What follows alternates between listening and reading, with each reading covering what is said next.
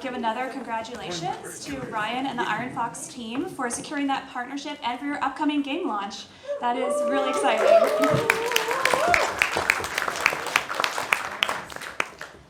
Okay, so I'm excited to announce our next panel called Growing Your Art Portfolio with Your Career. And we have 3 panelists joining us for this discussion. So first off, we have Dan Dunford. So Dan is a senior 3D artist with a passion for modeling and texturing high-detailed environments, props, weapons, and vehicles.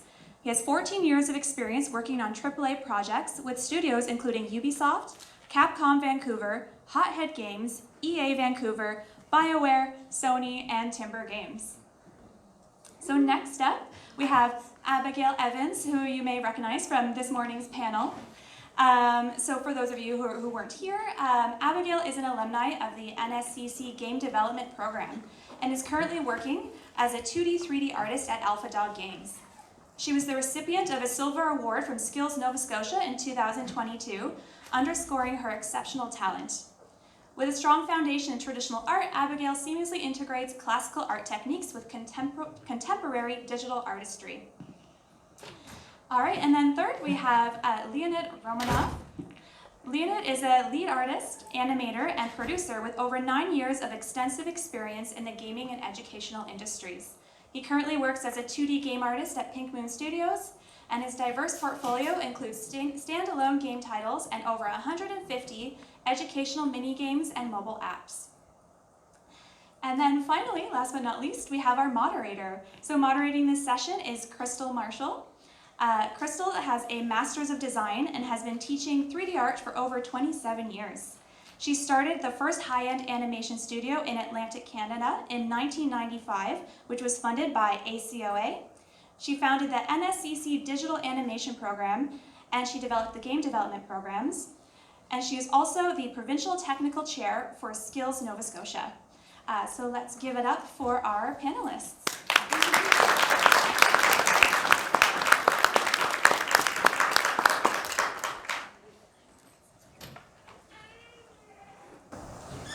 So as earlier, I don't believe I'm going to need a mic. My voice is loud. So we have these wonderful guests here, and what we're going to do is we have some questions, and they are prepared. And I know our time, we're not going to go over time, but we will like to thoroughly explore some of these questions. So our number one question is going to be, first one, how is your portfolio tailored depending on the studio type? From mobile, indie, to AAA. And we'll start with Dan, and then we'll come across. Okay, well, I've only worked in AAA, so when it comes to AAA production, as an artist, you're usually pinholed into a specific task, whether it's going to be environment, props, weapons, or characters. So if you're looking to get into AAA and you want to do a specific thing, my advice to you would be to only put portfolio pieces on your portfolio or work on personal work that does that task. So find another character artist, find another prop artist or vehicle artist or whatever, see what they do on their portfolio and put similar projects. And it's always quality over quantity, so even if it's just one, that's all it takes. And just be specific. Yeah, I would completely agree with Dan. For my portfolio going from college to AlphaDog, I specifically looked at their current projects and their past projects and tried to base my art style in my portfolio based on theirs. So I could work, one, efficiently on that project, and two, I work efficiently with those people. So you targeted that company, right, with your exact style? Okay, all right. I'll actually continue Abby with saying that I'll actually expand. So maybe alongside targeting specific companies you want to enter, you might want to do like an R&D, so research the whole plethora of games that you can maybe just by your knowledge or by your passion to connect with your style. So know your niche, I guess. And yes, for indie games, it's kind of hard because as an indie game, you should be aware that you will be wearing multiple hats and probably doing a couple of jobs So I can't say you can allow yourself to like delve and only in one particular subject, but rather than just develop yourself in different styles and different even positions, you might be interested in. So you might be an animator and a marketing. You might be a UI, UX designer and a 2D asset creator. So yeah, anything visual and anything that interests you, just be open-minded and learn how to learn. Oh, very good. Learn how to learn. I agree with that one. All right, number 2. How do technological shifts affect your portfolio? How much time do you spend investing your own skill sets and portfolio off the clock to ensure you stay relevant? That one, okay.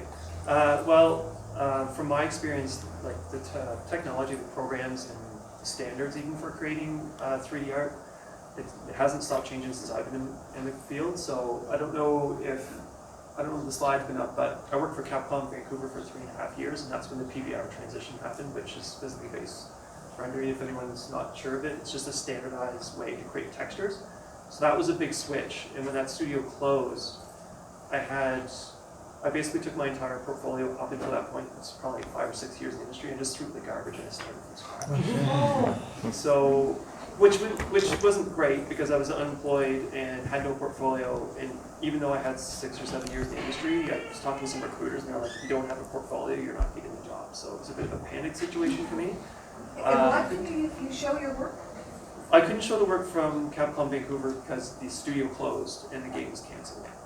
And all the work that I had done up until that point, I was at Capcom for 3.5 years, which is a long time. It was outdated. It was non-PBR, I wasn't even substance designer or substance painter, and it just was worthless. So I just threw it out and started from scratch. So my portfolio on ArtStation, if anyone happens to look at it, it's really small, but it's very specific and it's up to date and it's current. So that's the most important thing. Yeah, so I'm always iterating and I'm trying to make things efficient. So when I see a new tip or trick online, I'm always trying to figure how to put that into my process. Or even like I asked some of my senior artists, like, how did you do that so fast? Or just like, again, like I use resources online. I use even like checking updates on Substance Painter, like what's just been added. And just exploration after work, you know, just like trying to play around and see what I can do. But yeah. Are there a lot of artists in the room, or is it mostly programmers? Because we're saying things. Just raise your hand. Like, yeah, okay. Okay, good. If we say something and no one True. knows what it is, just raise your hand. Yeah, Yeah. maybe elaborate. Well, on indie front, it's much easier. I can just calm you down because indie developers are constantly updating, and there are more easily updated for the new technology. So I guess for us it's easy in that retrospective because your portfolio is, well, I even can dare to say inevitably going to be updated if you are in that kind of studios and if you target them. But as Dan said and Avi said, you just need to hold yourself accountable and to be updated with the new technologies. So personal project, guys, just personal projects. Yeah. I think the second part of the question was how often do you work? Often? Yeah. Not often as I want to. Not often enough. So yeah, it's a constant struggle because it's only 24 hours a day. So yeah, if I had the 25th and 26th hour, I definitely will dedicate it to personal development, like to keep myself updated. But as I said, due to most of my field of interest lies in indie companies, I just stay updated while I run with them. While you work on your Yeah. yeah. So So this next question is almost along the same line. It says, traditionally, when we enter the workforce, we expect that we can depend on the fact that the XP gained from each role will allow us to level up to the next role. As artists, can you rely on your current work to get your next job? And if not, what are the pitfalls of thinking you can? Want me to go first? Yes. You can absolutely not rely on the work you do at work to get you more work.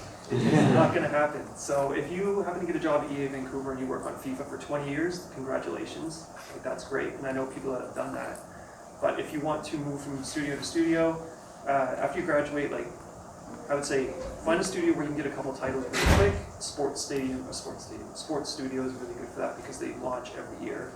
But in the meantime, you need to work every night on your portfolio to find that next job. Otherwise, I mean, if you were to go from making FIFA to making Last of Us, there's not a lot of overlap there, right? So I would say this is very important for artists to understand, is that you can't rely on the work you do at work. Wow. If you do that, you're going to get, I don't know what the term is, rolled over. You'll become obsolete very quickly. Yeah. Yeah, so for me personally, I've only been in the industry for a little bit over than a year. But if I wanted to transition to another mobile studio, I for sure would rely on the work that I've been doing at Alpha. But let's say if I wanted to go to a AAA studio like Dan, I would have to recreate my portfolio. There's a bunch of stuff that mobile and AAA like butt heads against, like especially like poly count or even like the types of materials they use, like having high fidelity. So I would have to learn all of that from scratch pretty much, and only personal projects to build that portfolio versus what I'm doing at AlphaDog. And I'll be somewhere in the middle, I guess. Because I definitely do rely on my current work to help me get maybe my next position or get myself seniority level. So yeah, the experience partially is taken from the professional work, but I would say if I would to divide them percentage-wise, so it's 49% professional work and 51% personal projects. Because in personal projects you can pursue like your next role or your next step that will develop you professionally, and it's not always necessarily the work you do now as a professional. So you need both of them. Just a collaboration of professional experience and your personal project experience. That brings us right to the next one. When switching specializations, how do you adjust your portfolio to accommodate the new role? Do you want to start on your end now? Yeah, we can, because I did switch specializations. For 7 years I worked in edugaming, actually teaching children, I think around mostly Europe. It's like 300 teaching centers, teaching them English in hand-drawn studios. And then I thought myself, yeah, I will rather put my interest and money and investment in gaming industry. So yeah, it was a big switcheroo for me, and as Dan mentioned, I just needed to completely change all my portfolio, because what I did for kids, like max age 10, obviously wouldn't cut for the gaming industry. Most of it, you might see like those fly birds things that are just for kids. So yeah, just changed whole portfolio and completely renovated it. But that's because changing in industry. So big changes, big renovation portfolios. If you're just continuing your position, again, rely on your experience and your personal project. Yeah, I completely agree with you.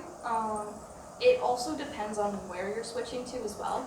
Like if I'm going from a generalist to like specializing in concept art, for example, I have to put more focus on my portfolio being 2D versus my 3D. 3D does help with concepts, but again, like you're mainly focused in Photoshop and like those kind of programs. Or like if I want to do a complete career shift and do animation, like that's a whole new portfolio. Like instead of doing like digital like 2D stills of my work, I have to show video, so I have to also capture it, right? Yeah. Yeah, I mean, I haven't switched really from AAA. I have switched like my specialization within AAA over the last 14 years. So I started as just modeling and texturing, and then I moved into, like with the PBR switch, I moved into surfacing, which is kind of like texturing stuff. You're working with materials and you're using a couple different programs to generate tiling materials and wonderful materials. And you can see it'll come up, there's like a car and there's a heavy bag that I did on UFC. But yeah, what I did is I just had to learn a new set of skills and either learn them at home or trick work into letting me do it at work. Which is really, like, if you can convince your work to pay you to learn, then you're winning at the game. So That's wise work. yeah, and if you like are able to make a case for how it's going to make production easier, then they will give you time. And the bigger the company, I know sometimes larger companies don't have a great reputation, but it's a great place to learn. If you can convince them to give you some time to learn at work, then you're off to the races. It'll be perfect. That's a good piece of advice. Yes. I'm going to put the two next questions together because they sort of work together. How did you design your portfolio at the beginning of your career, and then how often do you update your portfolio?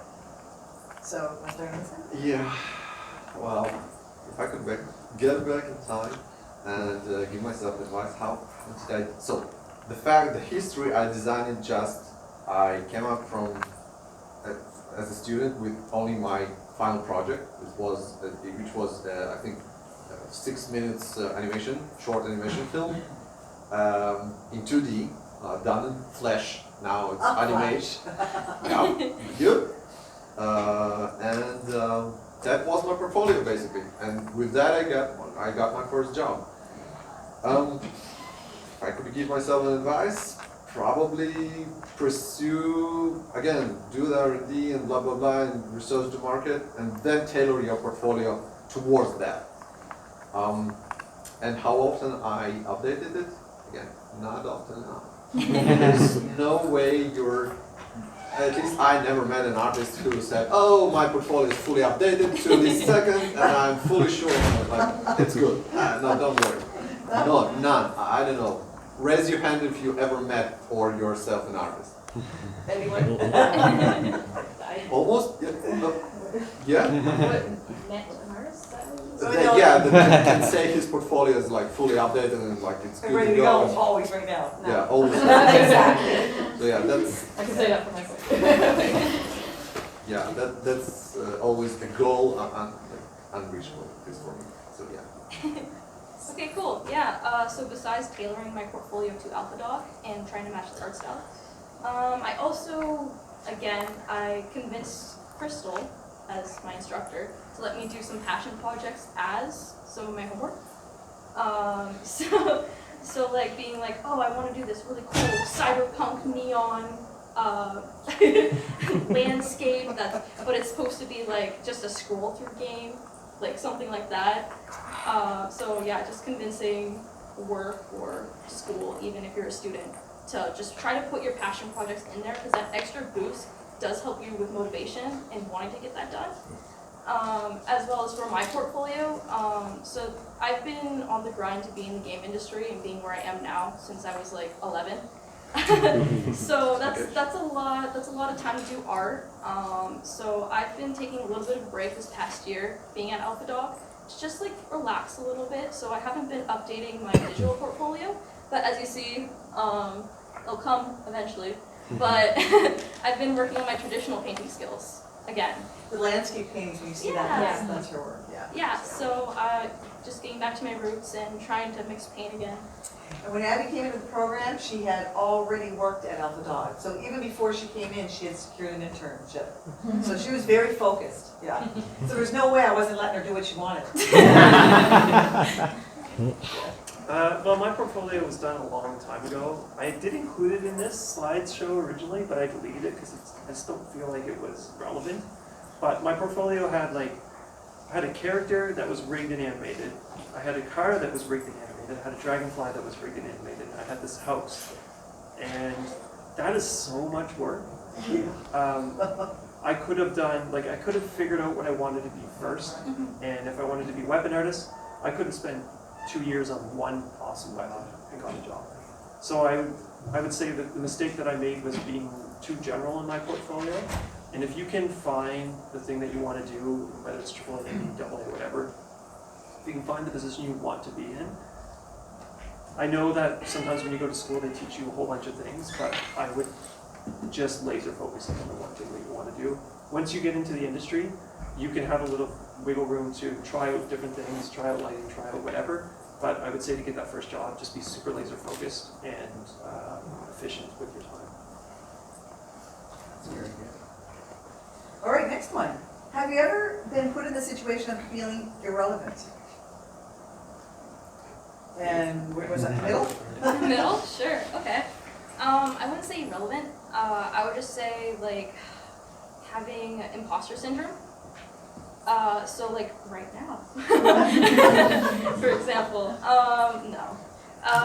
Just like with technology like constantly changing, Yes. it's like, oh, so this person's doing better than me, or even just on social media, like you shouldn't, I used to think of it as I'm worse than everyone else and I need to get better. You should use it as motivation, as like, oh, I can get there, instead of, I'll never be there. Very You know? good way Yeah. of putting that. Yes. Mhm. I'm gonna steal that. Okay. Abby couldn't say any better. I'll just join her because same here.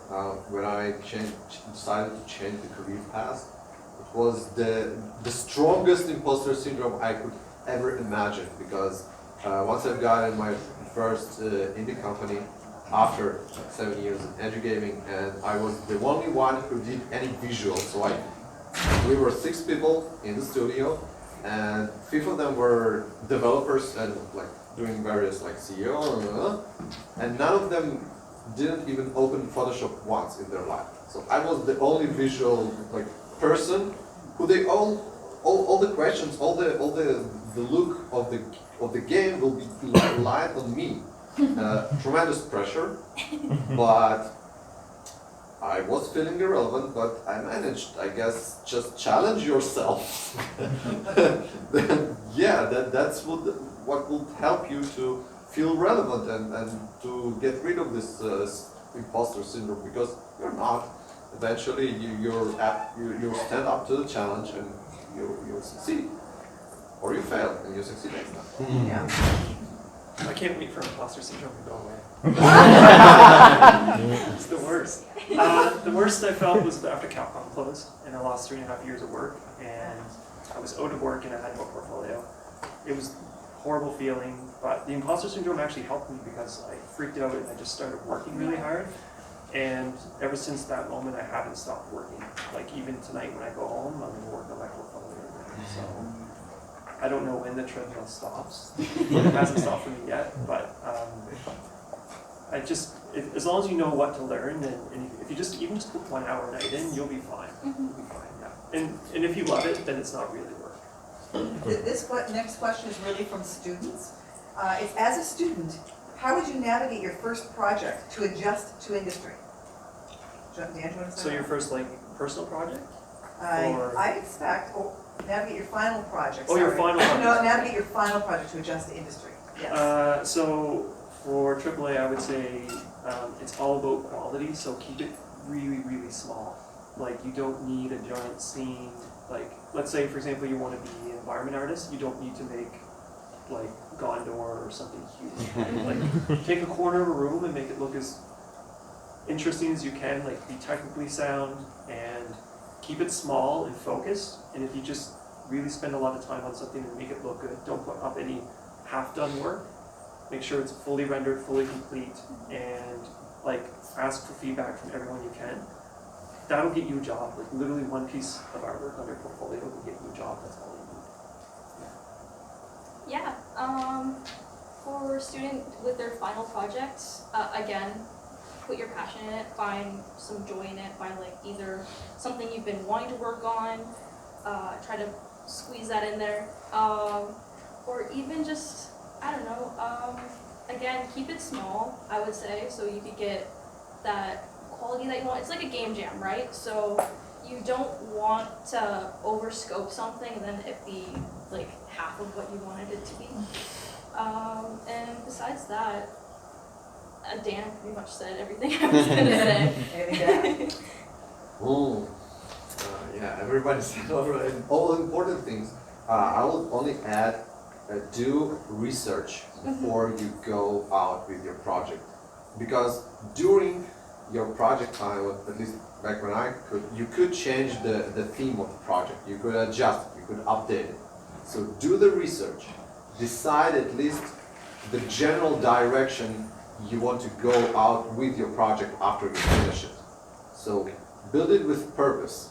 I personally try to avoid words like passion, because passion means different things for everybody, but joy I do connect with it, because joy will definitely bring you the initial impulse and then the strength to continue though. So to keep you motivated enough to finish your project, and that will be your basically a card, like an access card to your professional life.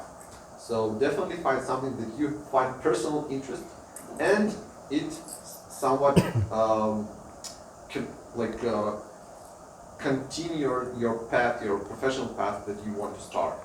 So research, find something that you like within your research, and do. That's very good. I'm glad you mentioned game jams, because the next question is, are game jams good for artists? And is it portfolio worthy? So, who wants to start on that one? I can start. Okay. So it's a good thing that this question divides two parts. So the first part, if I remember correctly, is Are game jams good for artists? are they good for artists? And then are they portfolio worthy? So first part, yes, definitely, they are. They can show multiple, mostly soft skills. They will show that you're a team player. You can mingle. You'll learn, social skills, because you'll encounter it a lot in studios, wherever you work, indie, mobile, AAA. You will work with people. You will have people sometimes reviewing your work, criticizing your work. It's pretty important. And Game Jam gives you this atmosphere when you are restricted in time, so everybody is a little bit stressed, and it teaches you to deal with those situations. So team player, mingle with people, deliver a project, you know what's a deadline and what's a strict deadline. So that's a yes. Does it contribute to your portfolio? Not necessarily. Because sometimes you don't have enough time to create a masterpiece of your life, and it won't be polished, it won't be purely as you want it, because there's not enough time. But so yeah, so takes two parts. And yeah, I myself did enjoy the game jam the last one that I participated. We didn't create a pretty job, but I enjoyed the process. So yeah. Either one of you like to add? Yeah, sure. So for me personally, I do love a good game jam of having that stress. I'm definitely someone who works better under pressure. But I don't find myself actually putting that work on my portfolio. I think just being in my junior position, I'm still trying to manage scope a little bit, especially if I'm with other people who are not in the industry, like they're students, or they are also juniors. So like trying to manage that scope's a little bit harder. But yeah, I personally wouldn't put something that I made into Game Jam recently into my portfolio. But it also depends on your skill level too and your efficiency. Like I've seen some pretty cool stuff from some people in the industry with game jams, and they're artists and they're also programmers at the same time. So like there's little shortcuts you can do as well. I don't participate in games. I know that's not a great thing to say, but I just don't. I've done two. I did one in school and then one at EA, and they were both horrible experiences for me. Having to show incomplete artwork to a whole bunch of people is like the worst, and at the end of it, I had nothing for my portfolio. And I felt also that it was like, I know I'm coming from AAA, so this might not apply to any AA, whatever. It's an artificial environment for creation of art. So there's no time for art reviews, there's no concept art, it's just, you go into work and you're never gonna have that environment. Studio's never gonna be like, quick, create a game in 2 days. It's gonna be $1 billion and like, that's never gonna happen. So I'm hyper-focused on AAA, I wanna stay in AAA, so I don't have enough spare time to do a game jam. I do know that they're great, and I'm glad that they happen, but it's just not something that I'm gonna take my time to do. Very different responses, very That's interesting. great. It is. It's a nice scale. Isn't it? Yeah. As you progress through your career, how does your portfolio change junior to mid to senior? Who wants to start? First time. Sure. So if she knew that, they all knew the questions beforehand. Yeah. I can start. No, it's all good. Oh, Yeah, so for me, going to a junior position from college, I was hyper-focused on generalizing because the studio, my dream studio, was mobile, so wearing multiple hats, someone from indie would say. But yeah, going forward, I think I do want to specialize into concept art and maybe character work. So taking my environment pieces out of my portfolio and putting in new, better characters. And the general rule I've been told is to update your portfolio at least once every 1 to 2 years because you're constantly evolving. Okay, that's good, yeah. Yeah, I cannot agree more that at least one a year you should update your portfolio or at least review it. Yes. But honestly, not that piece that I really like. I want to. Okay, you can save it for later, like just put it in the end of the portfolio because you have emotional attachments to that piece. But for indie industry, just look for in the local trends that currently exist. Look the trend that you are most connected with. You feel passionate about it. You feel that you have the knowledge, and update your portfolio accordingly. And and try to do it before you're maybe laid off or you're forced right. to look for another position. Yeah, Right. just try. You know what? Try to do it always. Right. Just always casually look for jobs, All right. and that may be a good time to That's a good- update your that's a portfolio. good- yeah. And Dan, do you concur? Yeah, absolutely. So for me, like, the questions like transition from From to junior, senior, and then, Yeah. So mid to senior. everything is totally valid. I would say the only thing with AAA is that because you're in a bigger studio, you're not going to have the luxury of doing a whole bunch of different things. Okay, so right now I work for Ubisoft Montreal, and I'm literally a texture artist. I get a model and I texture it. I don't even do anything else. It's going to be like that at a lot of big studios. It's like that at Naughty Dog as well. So I would say junior. You're just scrambling to get your foot in the door. Once you get your foot in the door and you go from a junior to intermediate, that's where you're going to find, when you see all these different things happening in the studio, and you maybe get a chance to try a couple things out or talk to people that do other things, you're going to find something that you're more interested in now than you were when you were in school. So that's where you start focusing on your niche. So you want to have your base skill set, then you want to find a niche and start adding to that skill set. And then when you go from an intermediate to a senior, you need to have ownership of something in a game. So whether it's like creating a material library, which is what I did at Capcom, or if it's developing tools for Substance Painter that allow other artists to do their artwork faster, that's the niche that I took and added to my baseline skill set. And then when you get to a senior role in AAA, it's all about adapting because like I'm so dusty now, I've been doing this for so long that if I were to keep doing things the way I did even in the middle of my career, I need to Unreal is I have so much to learn right now. We all do. Yeah, Unreal keeps advancing so quickly. Unreal is a game editor, just in case I'm sure everyone knows. Everyone knows, I think they're. So Nanite is all I can think about is Nanite day in day out. How am I going to use Nanite? How am I going to make this work in the game? Can I find a way to make Nanite meshes faster than having to model them in ZBrush and then Yeah. how am I going to use, I just solved the UV, how am I going to UV an anti-mesh? Because Yeah. I tried to bring it into Maya and it was a complete disaster. Bringing it into 3ds Max, same thing, Blender, all that stuff. But you know, I found this piece of software, you know, I'm rambling now. Anyway, you have to adapt. Once you become a senior, you have to adapt and keep changing your concept.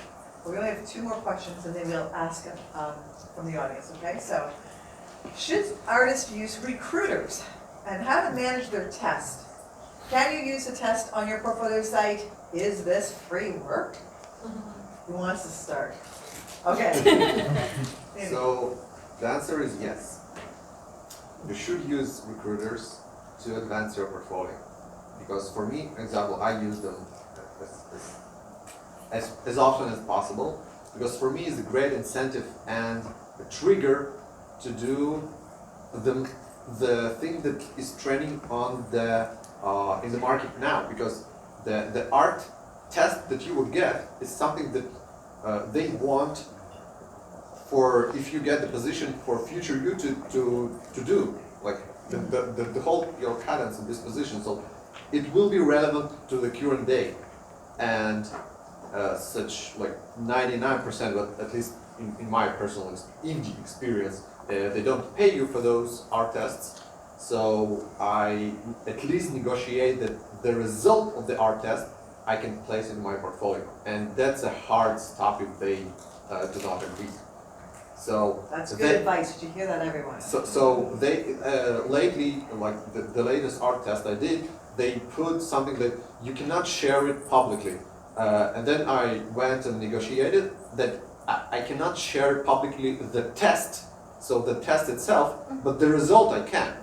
So basically, I get my result, let's say a picture or a short animation, and I write something creative. I use ChatGPT to describe what I just did there. So visually, the result, I get the visual gain from this artist. I don't get all the backstory. So definitely use them, and ask them, if not for the money, that at least you'll get the benefit of your time invested in them. And you'll get a job. Then you can negotiate about salary. Maybe you didn't wanted the job from the beginning, but you did something to progress your portfolio.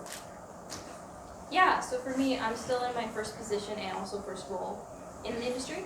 So I haven't really encountered many art tests, but I did, again, in my bio, I did skills Nova Scotia. So that's kind of an art test in a way for students, where you have 7 hours to fully model, rig, unwrap, texture, and animate an object, pretty much. Crazy. It's crazy.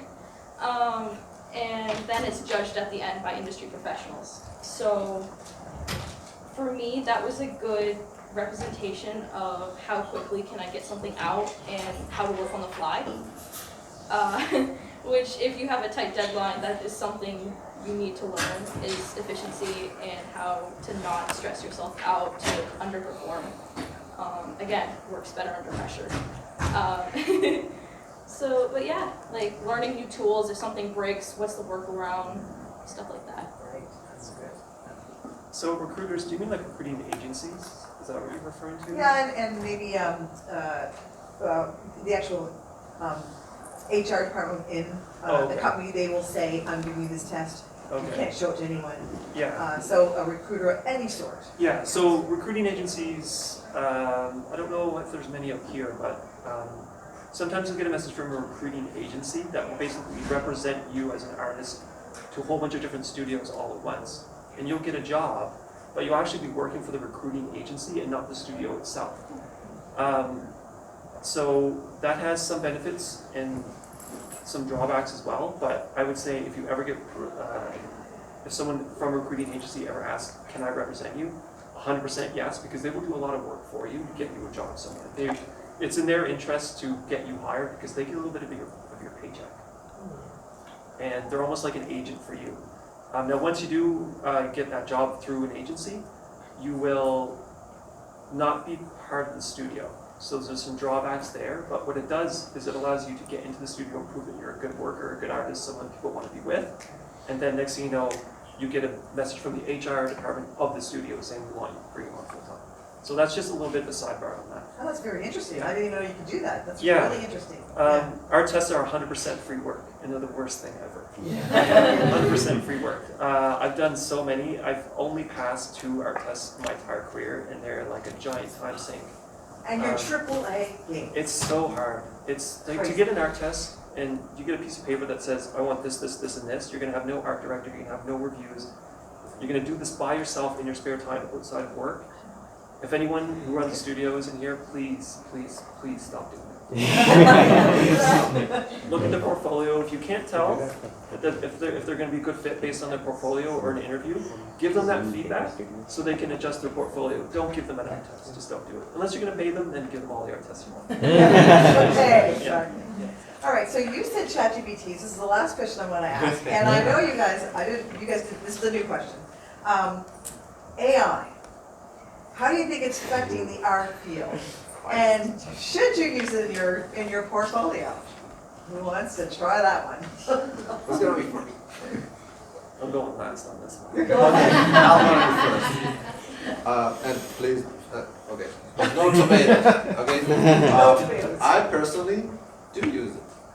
Because, yeah, I may have sold my soul to the devil. I fully admit it, because this is a piece of new technology that, whether you want or not, will be introduced to our industry.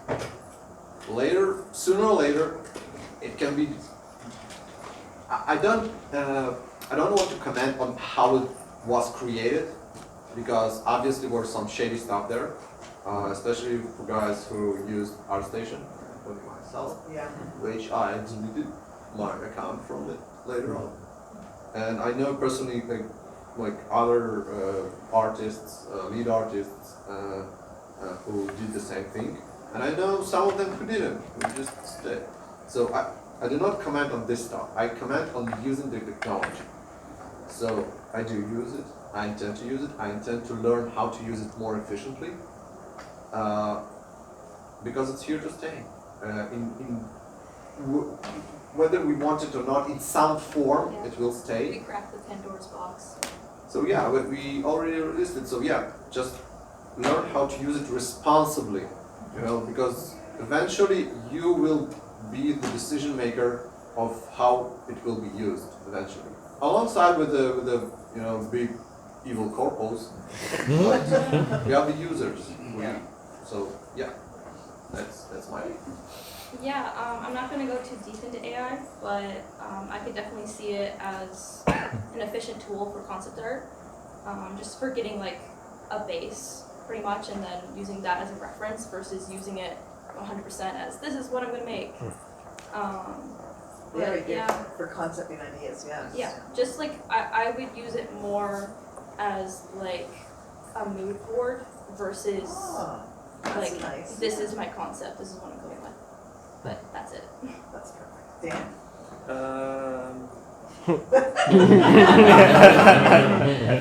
I think it's trash. I don't want anything to do with AI. Sorry. Well, if I'm forced to use it at work, I'll just find a different studio that doesn't use it. Wow. I know I work for Ubisoft. These are my own. I was told specifically not to say this. These are my own opinions. It's not, I know every studio in the world is going to use this. 100%. I get it. But as an artist, you're paid to create, and if I am not creating my own artwork, I won't put it in my portfolio. I won't take credit for it. If you want to pay me to sit there and type words into a computer, I'll take your money, but if I can find a studio to let me create artwork again, that's what I'll do. Because I'm very biased against AI at the moment, so just keep that in mind. I might change in the future, but nah, I'm not going to go anywhere. Well, thank you very much. That was all the questions on the list and one extra. Does anyone have any questions? I have time for 2, and that's it. Oh, gosh. So now remember, if we don't get the questions, you can meet up afterwards. So I will take right over here, and then how about up there? So Oh, great. the pink top, the first here. All right. This is still on the topic of AI, sorry. But the way I feel, the way I see it, I usually like to see it as like a platform that should not be made to create, but made to help you create. Okay, question. What does your guys stand on that? Like to help create. Like if the AI was like maybe you're blanking and needs just that little help, and to be like, what if you did something like this? What was your thoughts on that? I'll do the last one. I prefer not to answer. Okay, no answer? I'll answer. Yeah.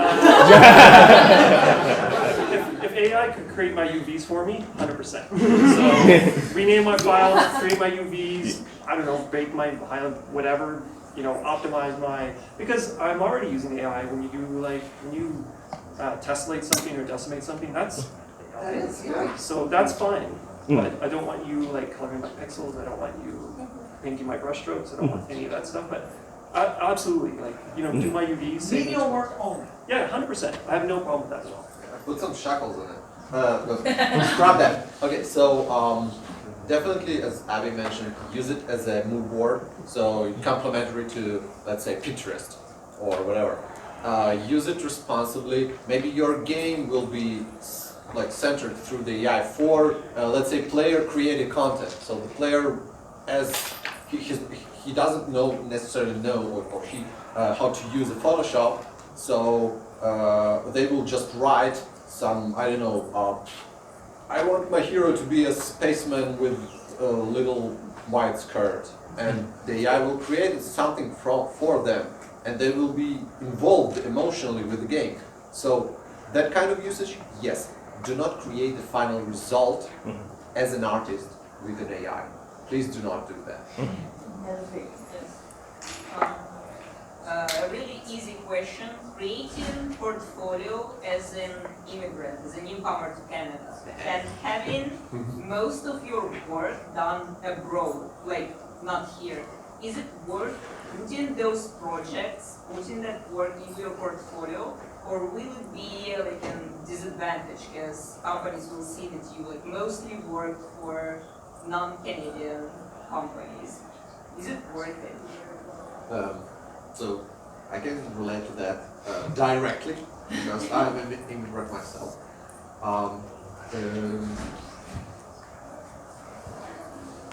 Talk, yes, do it because it's your work and it's your agency on how to represent yourself. It is part of you, it's part of your experience. And then, as we mentioned earlier, all of us just tailor to the local industry. To the local, maybe you find some company that you want and enter, you want a foot in the door there, and you go to look what their product is, and you can tailor your portfolio. But to represent yourself in some way, yes, definitely. There's nothing to be shy that you came from some other place and you've done some things there, because you've done that. Great. Thank you. Okay, thank you so yeah. much. Sorry, go ahead. I'll get it. Oh, that's it. Okay. Well, maybe I you forgot get you guys opinions. didn't answer. Go ahead. Oh, I don't have personal experience with that. I've been in Canada. I mean, Yeah. I've been working remotely since the pandemic, so half the people that I work with are in Europe, some are in Russia and Asia. No one cares where your desk is. They just care if you can make good art or not. That's pretty much it. Yeah, just get it done. Thank you so Just get it done. Thank you guys.